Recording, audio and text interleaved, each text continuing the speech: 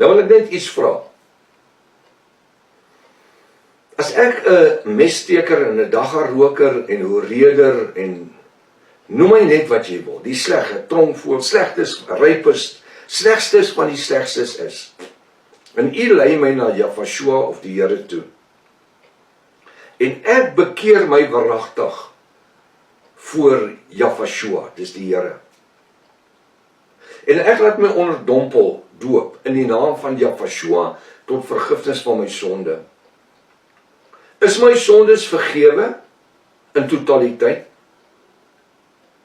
Of is daar sekere sondes wat aan my bly kleef, waarvoor ek en u natuurlik ook eendag voor die regterstoel moet verskyn?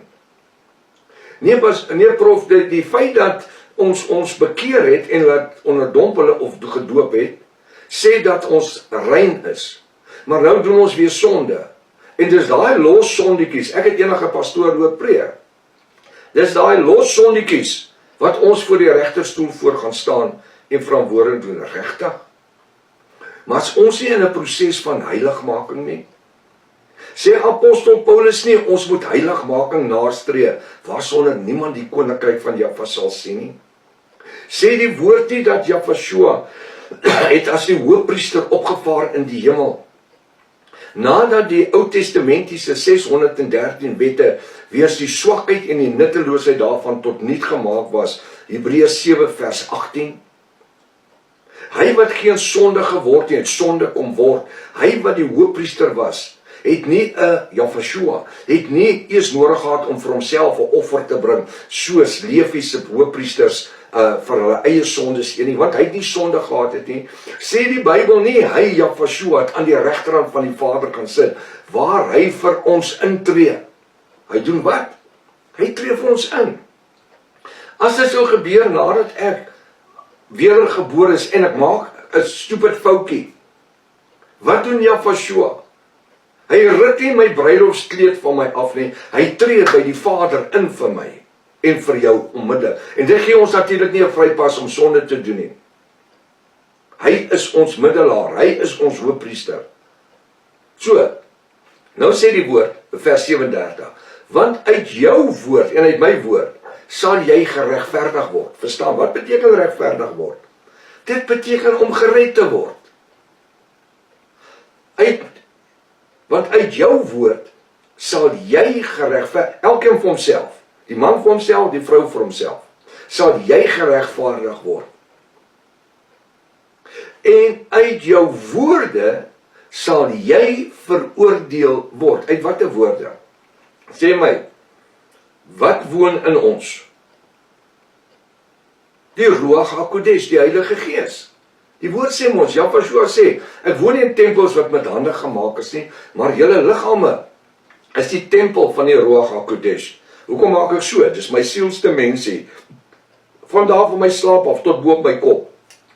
Dis my kognitiewe denkwyse, dis my brein. Hy kan nooit doodgaan nie, hy lewe vir altyd. Al gaan ek in 'n skyn dood aan, al gaan, jou brein gaan nooit dood nie. Dis jou siel, hoekom? Want Jahwe het in Genesis 2 vers 7 in Adam geblaas, na hy hom uit die stof gemaak het, in sy neus die asem van die lewe geblaas, en hy het 'n ewig lewende siel geword. Hy kan nie doodgaan nie. Kognitiewe denkwyse. So wat gebeur?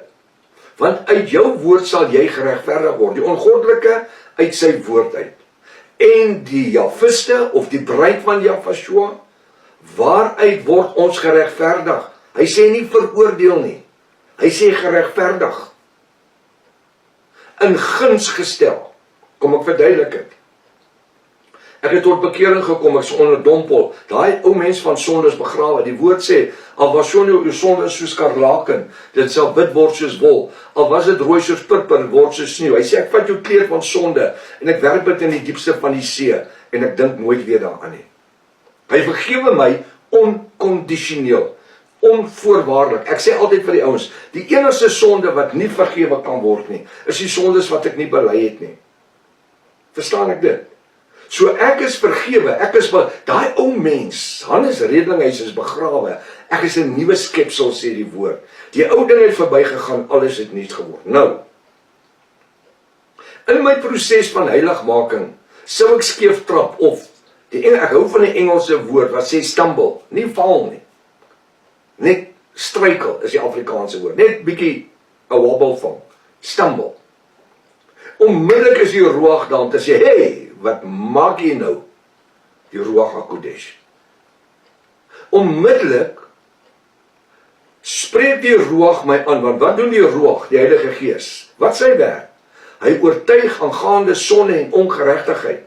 Hy doen wat?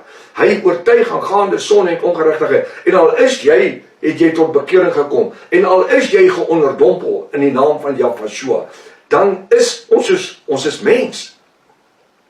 En in die lewensproses wat ons vorentoe stap, is daar 'n moontlikheid dat ons 'n foutjie kan maak. Ons kan in 'n gat trap. Dit kan gebeur. Nou wat doen die Ruach? Onmiddellik kla hy ons aan. Dis nie Satan wat my aankla nie. Ek het altyd gehoor die Satan kla die ouens aan. Dis nie Satan wat jou aankla nie. Dis nie jou gewete wat jou aankla nie. Dis die Ruach HaKodesh. Die Heilige Gees.